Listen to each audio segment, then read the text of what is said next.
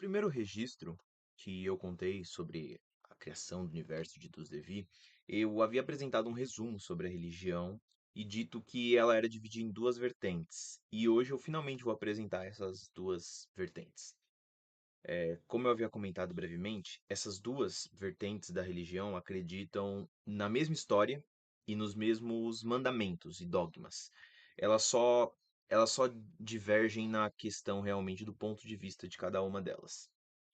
A primeira vertente é a vertente do desprezo. Ela é a maior em dos Devi, ela é seguida por 96% da população e ela passa de geração em geração como os dragões eram aproveitadores e queriam escravizar os humanos.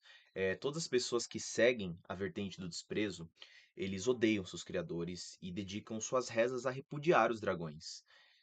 Na vertente do desprezo, não é só permitido xingar dentro da igreja, como é quase obrigatório, é muito encorajado dentro da igreja falar palavrões contra os deuses. Ao fim de toda a cerimônia, o padre, o líder religioso deles, passa um cálice para que eles cuspam dentro desse cálice, justamente para mostrar o seu ódio pelos dragões. Por outro lado, aquele grupo que sempre se manteve do lado dos seus criadores e agora representava uma minoria nesse novo mundo, eles se exilaram dessas outras pessoas que eles consideravam gananciosas e que só pensavam em si mesma e se mantiveram juntas uma da outra, no mesmo lugar em que os dragões foram assassinados. E lá eles criaram a primeira cidade do país, Paulínia, dedicando suas vidas a admirar os deuses, com a fé de que um dia eles ainda voltariam.